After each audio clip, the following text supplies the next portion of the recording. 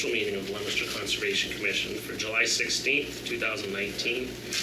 Our first hearing will pursuant to Mass General Law, Chapter 131, Section 40 is amended. There will be a public hearing to consider a notice of intent for Whitney Carriage Associates Limited Partnership, represented by Whitman and Bingham Associates, LLC, for the construction of 7 new parking spaces and installation of a new sidewalk and associated site work. The work takes place within a 200-foot riparian zone. Address 122 Water Street, map 22, lot 1. Good evening, everybody. For the record, my name is Jamie Grove with Bingham Associates. And we have 3 gentlemen here from Whitney Carriage as well. I'll let them introduce themselves. They all have different roles. Go right ahead. Robert Ruggles, I'm VP of Development with the ownership, Whitney Carriage Associates. Mike Britcher, Blackstone Environmental. I'm the LSP. I'm working on behalf of Whitney Carriage. Whitney Carriage Park, I'm the on-site manager. Excellent. So I'm going to do a little handout for everybody so you can fully understand the project a little bit better. Prior to getting into the presentation, I'll let you know that we tried to get a DEP file number this afternoon. We were unsuccessful.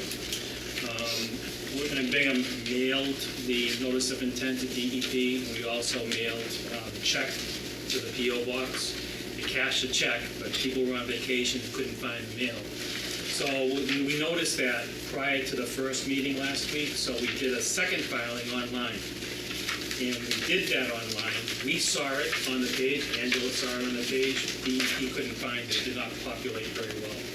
So when we did file everything electronically, not all documents went through, and Denise Childs said the application was incomplete because she couldn't find everything. So bottom line is, we don't have a file number, but I'm still going to be asking you to review this, approve it subject to, and then maybe when the file number is issued, Angela can issue the order conditions, but that's my ask. Let's see how it goes. So you have before you an aerial photograph of the site, right? Everybody knows the Whitney Carriage Apartments. You went on a site walk, so you saw exactly where it was. I also took pictures, specific pictures, as you go through them, and I can explain to everybody exactly what these pictures are. So if you take a look at this site right here, we have an existing building, we have greenery, we have a landscaped area, and then we have a building. The landscaped area that we're talking about is, we're proposing 7 parking spots. 5 9x19, 2 handicapped accessible parking spots, and we're doing this for a very specific reason. We had a 21E report done, and we found some lead contamination. And there's a couple different ways to deal with the lead contamination, and one of them is leave it in place and make the surface above it impervious, and there's 2 ways to do that, right?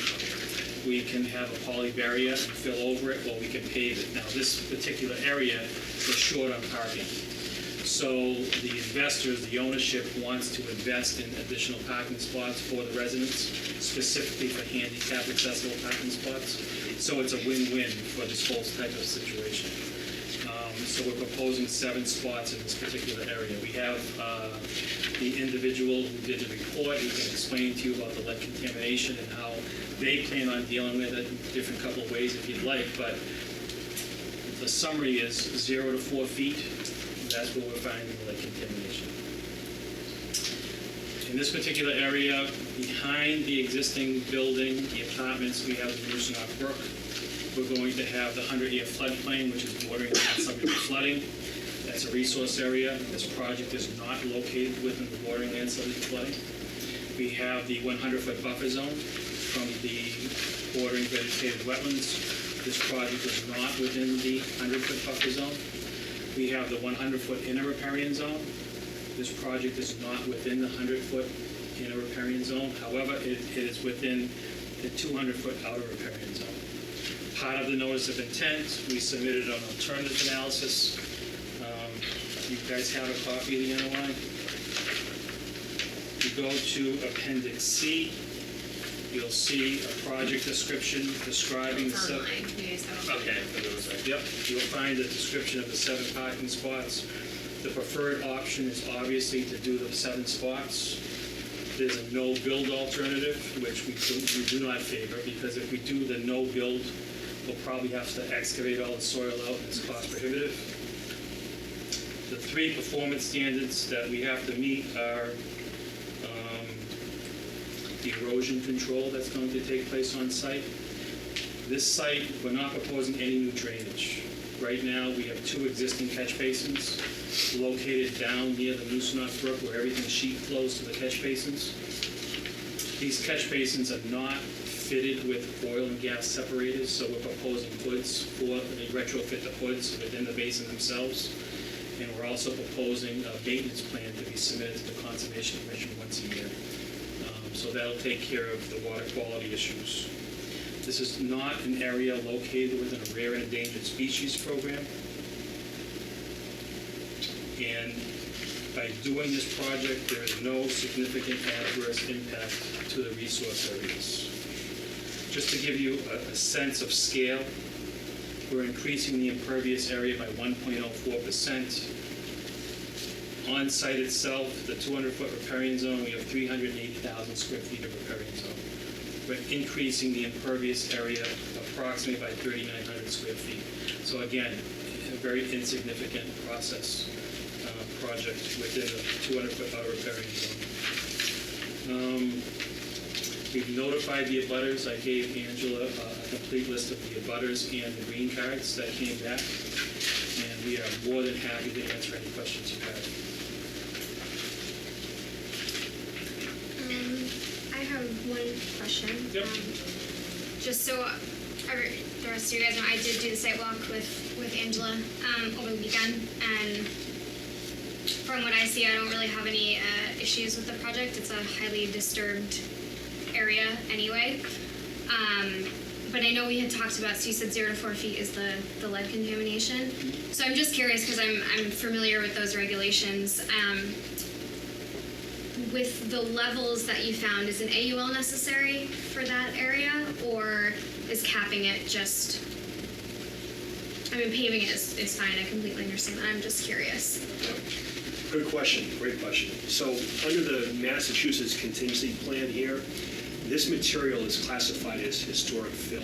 When we talk about historic fill, we do a boring. It contains evidence of brick, cinders, coal ash. You can tell, the material was disturbed because you had sands and gravels underlain by a nice natural fine sand. And you look at Sanborn maps, and that material, you can see it back in the 1950s. There was a building right on top of that. So it was that, all those lines of evidence demonstrate here that this meets the criteria for historical fill. And so with the regulations, the MCP here, they don't require for you to restore conditions to background if you meet that historic fill criteria here. Okay? And so when you don't have to restore to background, you don't have to do any type of deed restriction on that. What they're doing here is a best management practice. Sure. They don't want to have young children playing with soil and come in contact with dermal contact. Yep. So what they're doing here is they don't have to put an AUL on the property. I mean, in fact, they don't have, because they don't have to restore to background conditions because they meet that historical fill. They're going above and beyond to try to prevent human health exposure to that soil. Sure. And so the answer to your question is no, an activity use limitation is not required under the MCP. We're doing this as a best management practice. Yeah, I was just curious because I know, depending, I guess I just didn't see that it was historical fill, but that makes perfect sense, so, thank you. This may have nothing to do with this project, or maybe even this commission, but obviously the area, it looks like, is completely vegetated right now. Yep. And you're only covering the parking spaces. Why just those parking spaces? And I mean, this is where the new parking spaces, I'm assuming this is all vegetated now. Yep. Yep, it's not necessary to pave that entire area. So it's just, so you Maybe can, can't. Yep. Yeah, because they'll put, But they can have to bring clean fill in. So why don't you do, so we have the 7 parking spots, right? Have you seen the plan? I guess my question is, if it's all vegetated. Why stop? Why stop? Why not make a bigger parking It'll be space? filled all the way to the bit. It's gonna be covered all the way across. The pavement, then whatever they don't do with the pavement, because they're trying to use it as like a win-win. Okay. So the rest of it will be capped with the poly, right? Okay. And then you're placing clean soil on top of that? Correct. Okay. Fill in the So it'll be area. a Okay. little higher. So there's, so Okay. it'll still be capped, they're just paving what they need to. Right, but that was my question. If I hear, children come in contact, I see soil. No, it still goes up, like this will be built up. Okay. So all the trees have to go, right? Not all the trees. So you can actually work around them? Luckily, it slopes off pretty. Okay. So that entire area is going to be capped and revegetated except for the parking spots that you're going to put in for additional parking. And it's not a huge area either, so it's really not going to be a lot of disturbance, and it's surrounded by buildings and pavement already anyway. Right. So it's whatever landscaping they've done there is obviously not natural. It's Right. something this owner or another owner did to make it look nicer. So It's about 3,900 square feet of disturbance within a 380,000 square foot recurring zone. And where's the drainage structures you're talking about? Yep, so if you go to this attachment, go to the last page. oh yeah, you can see it on the last one down here. Oh, The non-colored one, yeah. okay. So that catch basin, we're proposing to put a retrofit with the hood.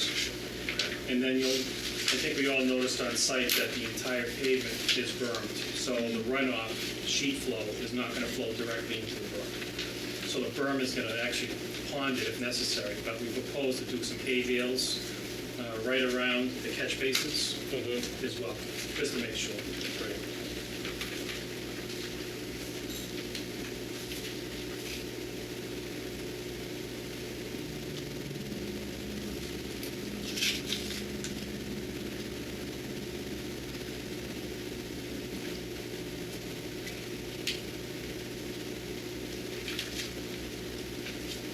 Mr. Chairman, may I ask a question? Yes, sir.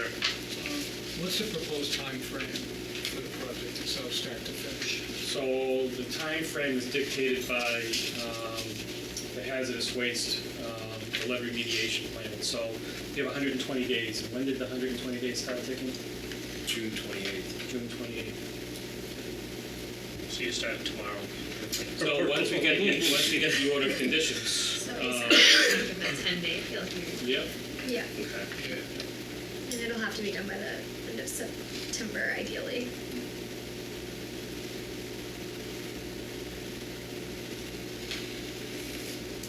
The only question I have, I'm guessing based on the nature of the material that I already know the answer, but none of this is going to be stored on site. It's just going to be taken away, anything that's excavated from this area?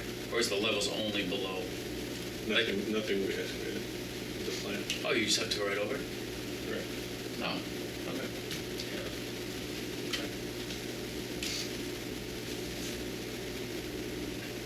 That was my question. Simple.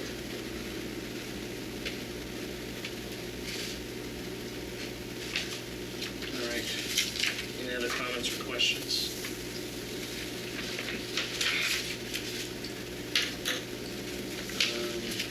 Anybody in the audience like to speak on this notice of intent? Second time and final time. Any objection to closing the public hearing?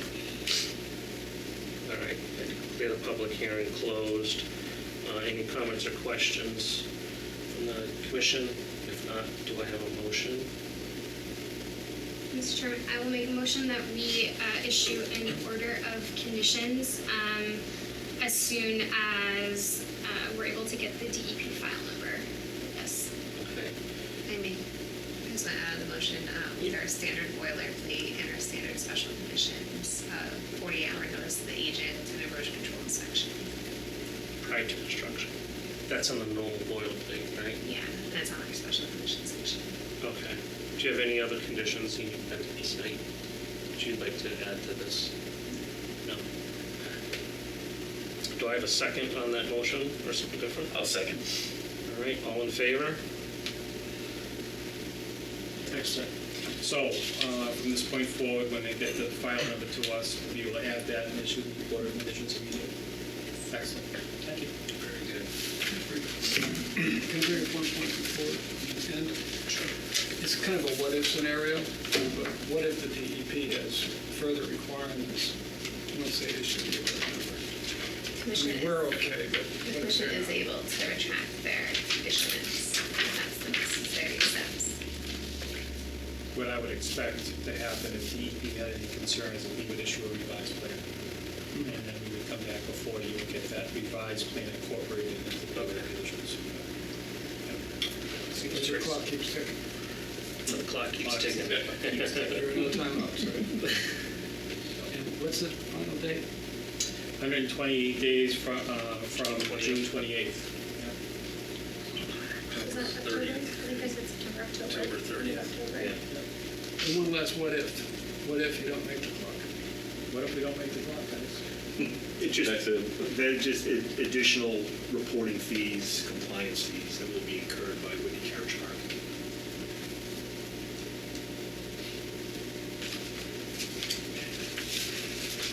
That's all. Have a good night, thank you. Thank you, guys. Gentlemen. You guys. Do we expect anybody from the city of Leominster, Angela? All right, are you gonna represent the city? Okay. All right, pursuant to Mass General Law, Chapter 131, Section 40 as amended, will be a public hearing to consider a notice of intent for the city of Leominster. The city plans on replacing 3 culverts along Willard Street. A portion of the project is temporary disturbance of the riverfront area along the unnamed brook. Address Willard Street, Leominster, Mass. DEP 199-1089. So after the last meeting, the state had wanted to meet with Mr. Primarini on the site to look at the culverts, look at the vegetation. So Judy Schmitz from DEP did go out to the site with Mark. She did send back an email that all her concerns had been satisfied. Mark did submit a stormwater report, and then he did make some additional alterations to his rough draft plans that he had submitted.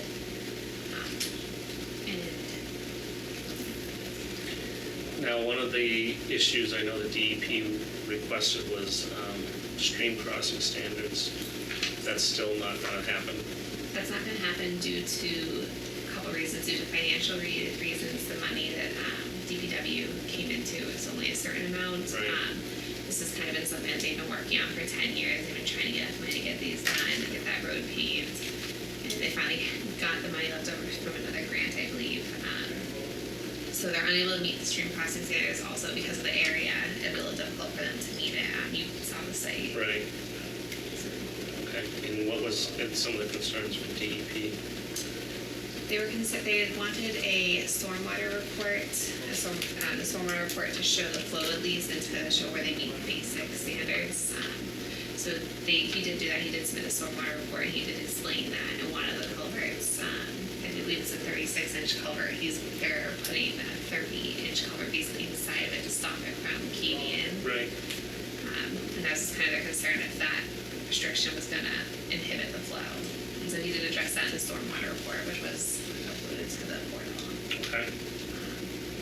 I did review it, and it is accurate. And he is submitting a stamped one. So he is submitting a stamped stormwater report to me. Okay. Any other concerns besides those from DEP?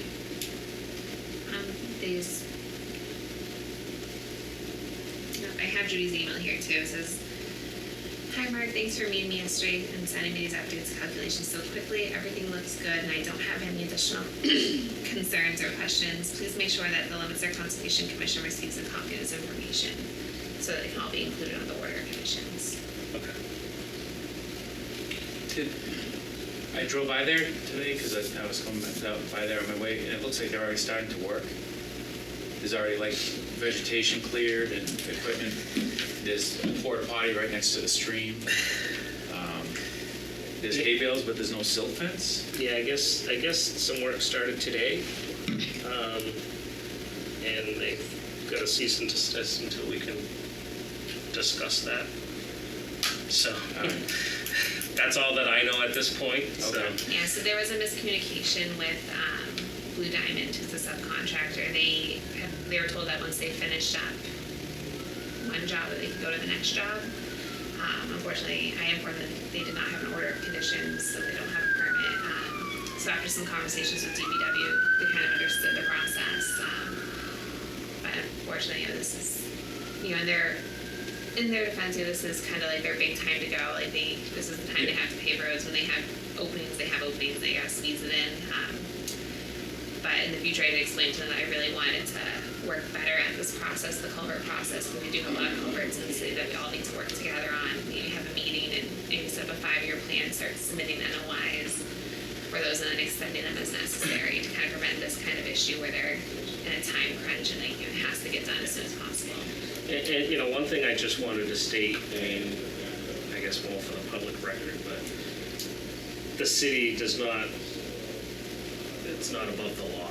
I mean, whether if it's the DPW, whether it's whatever department, I mean, they still have to go by the rules and regulations. And the DPW already has, and you know more, maybe Larry, you even know more. They have some exemptions for repairs, emergencies, and this is not either one of those. They definitely need to be, I actually looked at all the culverts, they definitely need to be done.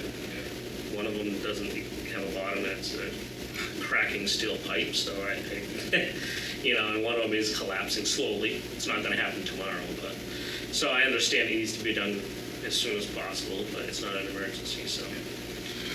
We just need to, and I know you do a pretty good job about, informing, just because it's DPW, they still have to go through all the proper steps to get it done correctly, because if not, DEP could step in and we could have issues, so. And I think they're starting to understand that. I think a lot of it is just a learning curve for everybody and kind of learning that we're all on the same team and we all just have to kind of work together. Right, so, okay. Any other comments or questions? Just when I was out there, it looked like the hay bales were staked like 9 feet apart, but they weren't really tight. Or I think that they're going to need some kind of silt fencing or something, because the way it just doesn't look like it's going to be adequate. Have you been to the site I did drive by before the meeting, yeah. before the meeting, but you haven't actually been out there to inspect? Not yet, no. To do any erosion control inspections or anything? No, I think this is kind of a misunderstanding with the subcontracting company that they didn't have. I know time was short. Yeah, and the way the subcontractor works is that he didn't realize that he was supposed to notify me, and there was miscommunication amongst them, so working on clearing that up. Are you going to be able to get out there to make sure that the erosion's done correctly? And Yeah, I'm going to get there first thing in the morning. It's on my agenda. okay. Now, are they doing one at a time, do you know, or? Yeah, so they're going to do one and then move on to the next one and move on to the next Okay. one. Okay, so they've only disturbed Unless one they of have the extra people, then they'll branch off. branch it off, but from my understanding, they don't really have too many people. Okay. So we only have one culvert currently disturbed, that Yeah. may need to be some erosion controls Additional. fixed. And they'll know for next time. Yeah, Okay. So you're gonna take care of that, obviously. absolutely. 5 a.m. Sun's up at 5 a.m., Angela. We'll be at the gym. We will be at the gym, so maybe after that. So, hey, does add silt fencing? Any other questions or comments? Anybody in the audience like to speak on this notice of intent? Second and final time. All right, I declare the public hearing closed. Do we have any comments or questions or a motion for this notice of intent? I'll I'll make a motion for a standard order of conditions with the inclusion of the boilerplate, and just to specify that at each of these sites, in addition to hay bales, that the project also contain trench silt fence for erosion controls. And I would assume inspected prior to any work done by the agent. Okay. Do I have a second on that motion? All in favor? Very good. Thank you. Certificates of compliance. It says you visited on the 2nd. I did. I did take pictures. I really had a hard time, for some reason, printing them from my phone to my printer. The area is heavily vegetated now in the back. The front isn't as vegetated, so it's still a lot of exposed silt, but the back has a lot of wildflowers, technically weeds growing, a lot of milkweed and different types of wildflowers growing. I'm unsure if that was intentional or if it just kind of grew and spread from neighboring properties, but it's not lawn, and it seems to be all vegetated. So it is stabilized at this time. I could barely walk through it, that's how thick the vegetation was, so I have no, my concern of the exposed silt has been addressed. Okay. And you said the front's a little scarce. The front is a little scarce, and it's still pretty exposed silt, but nothing, the amount of vegetation in the back, it was like up to my chest. Okay. And I had to like pull through it. I couldn't even walk all the way around the house. I had to walk around both sides and peek. Is anything on the front, if there was any erosion, would that get to the resource area? No, I'd have to go through a house and I'd have to get through that vegetation, which I couldn't do. So. Okay. Can it get to the street? Because Sheldon Hill, we always had problems with the runoff coming down the street Yeah, and into the it catch looks basin. like the curbing is sufficient enough. I would say it have to be a very, so the curbing's pretty, it has curbing almost all the way around in the driveway. It has like a little lip, so I don't think it would get to the street.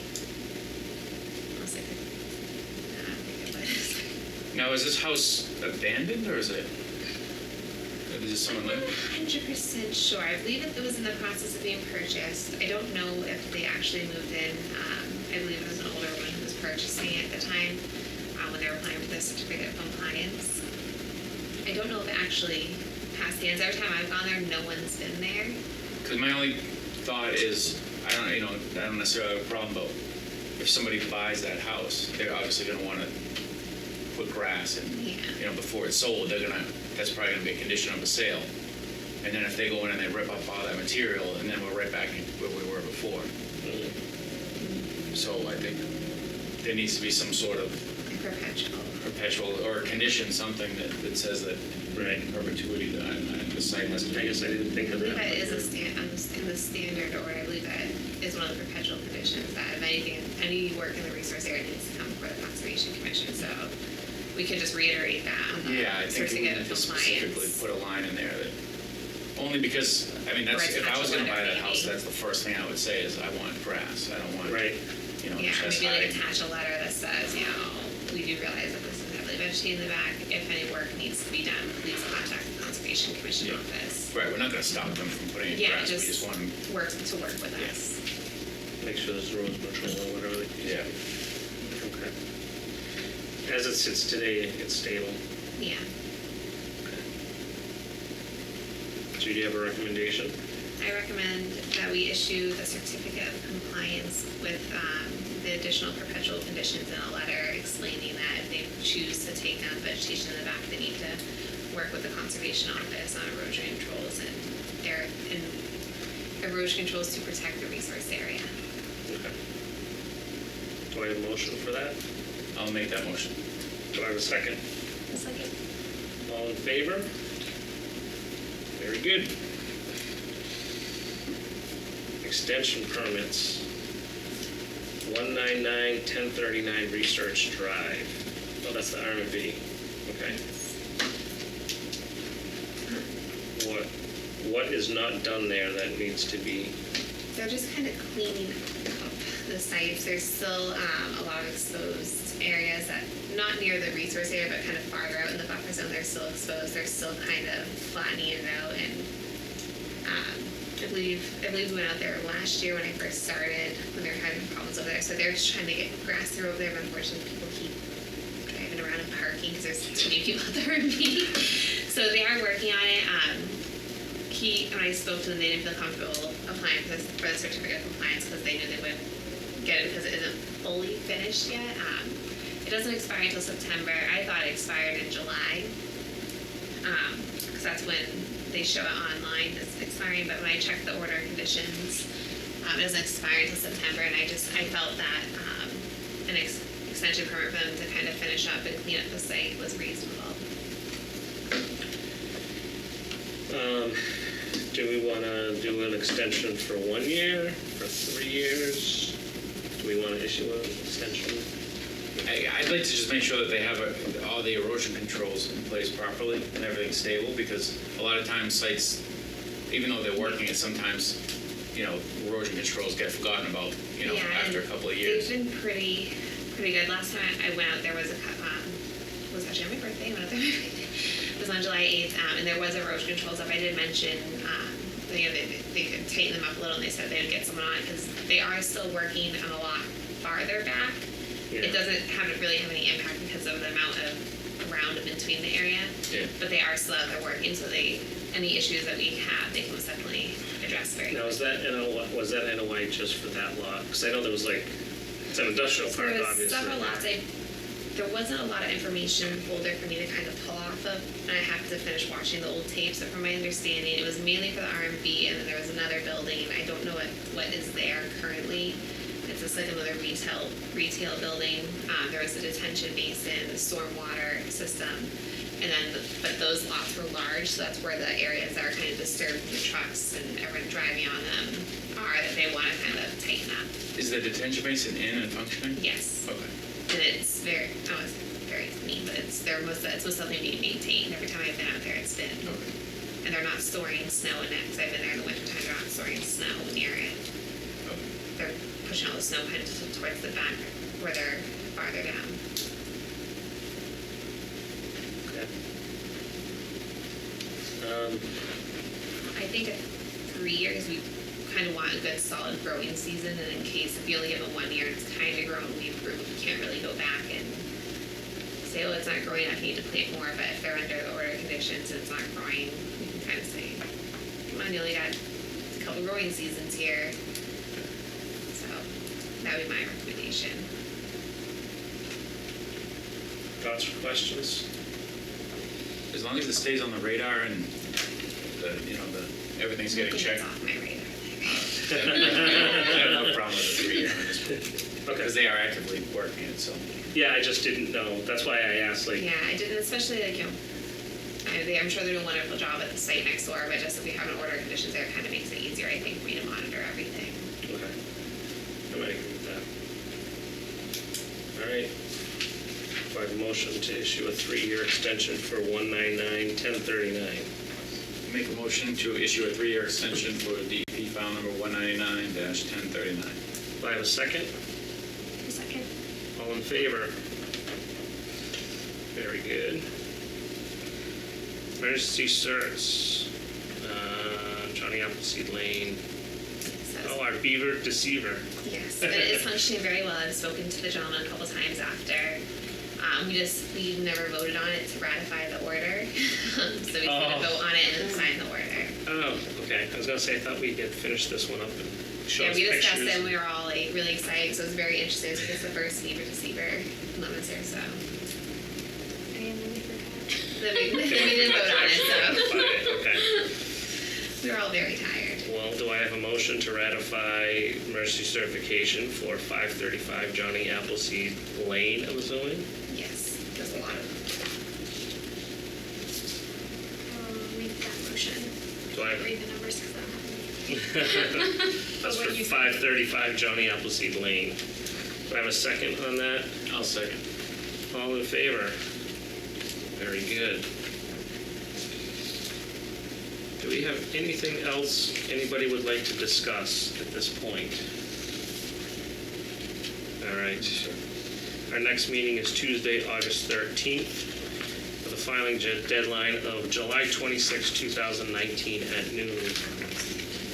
I will make a comment that if for whatever reason someone cannot make a meeting, if you could please let our agent know prior to the meeting by text, email, carrier pigeon, telegraph, telephone, smoke signals, or any sort of other communications prior to the meeting, that would be beneficial, because there is some time-sensitive things. With nothing else from anybody else, I declare the meeting adjourned.